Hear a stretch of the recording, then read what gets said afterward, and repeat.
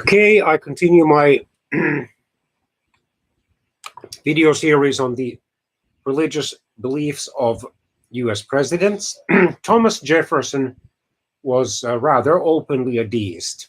In other words, he believed in God, but he believed that after creating the world, God had withdrawn from the individuals and nations and the world's affairs and was just a passive and distant onlooker. And he believed, for example, in the power of reason or human intelligence. Apparently, he believed in the natural morality of human beings and in basically following one's conscience and one's moral values. He strongly believed in religious tolerance. In his opinion, the original doctrines of the Christian faith were the best ones that had appeared in the world, but since then, the priests and theologians had corrupted or adulterated these beliefs. He even composed a kind of selective list of devotional Bible verses, so the so-called Jefferson Bible, where Jesus Christ was left in the tomb. And indeed, he wanted himself to be remembered even on his tombstone as the author of the Declaration of Religious Freedom in Virginia, not as the third US president. So let's look at his religious beliefs more in detail. While he had been baptized as an Anglican, as a baby, he was in practice more like a deist and a rationally religious person, even a Unitarian. He generally agreed with the moral precepts of Christianity.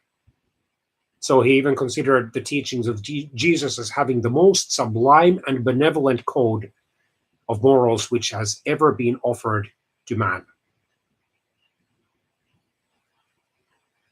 However, he held that Jesus's pure teachings appeared to have been appropriated by some of Jesus's early followers, resulting in a Bible that contained both diamonds of wisdom and the dung of ancient political agendas.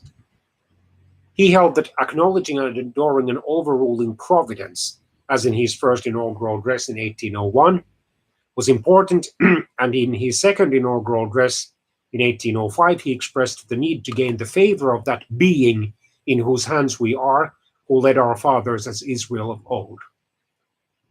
However, with James Madison, he struggled long and successfully against state financial support of churches in Virginia, and he was a strong believer in the separation of church and state. He believed that all views about God and about the number of gods whom there might be, and about religion in general ought to be tolerated. In his 1800 presidential campaign, he had to contend with such partisans of the incumbent president,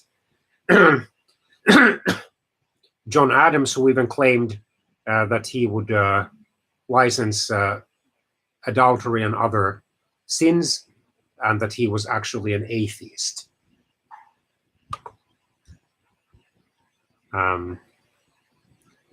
In a letter to John Adams dated in August 1813, he named Joseph Priestley, an English Unitarian who moved to North America, and Conyers Middleton, an English deist, as his religious inspirations. He didn't believe in the miracles done by Jesus Christ. Instead, he stressed his moral message. He opposed Calvinism, Trinitarianism, and what he identified as Platonic elements in Christianity.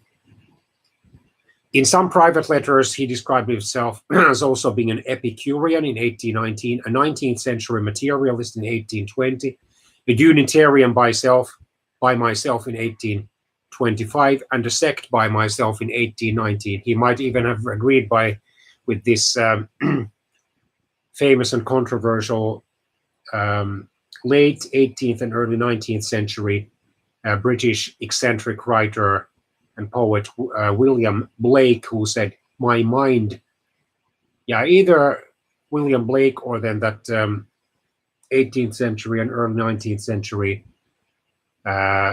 British American deist Thomas Paine, who said, "My mind is my church." Yeah, probably Thomas Paine. He infrequently attended church services. While before the US Revolution or American Revolution, he served as a vestryman, a lay administrative position in his local Anglican parish or congregation. And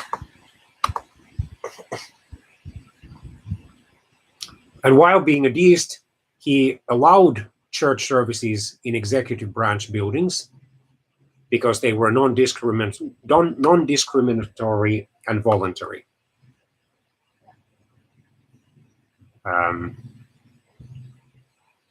In later years, he refused to serve as a godparent for infants being baptized because he did not believe in the Holy Trinity.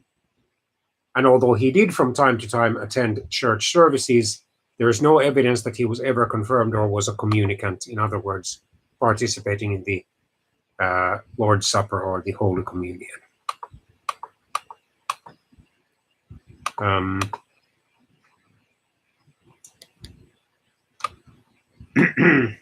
According to Avery Dulles, a leading Catholic theologian, Jefferson was a deist because he believed in one God, in divine providence, and in the divine moral law, and rewards and punishments after death. However, he did not believe in supernatural revelation.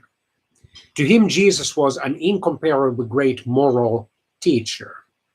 However, neither the promised Messiah nor the incarnate Son of God. And his religion was, according to this Catholic theologian, fairly typical of the American form of deism in his lifetime.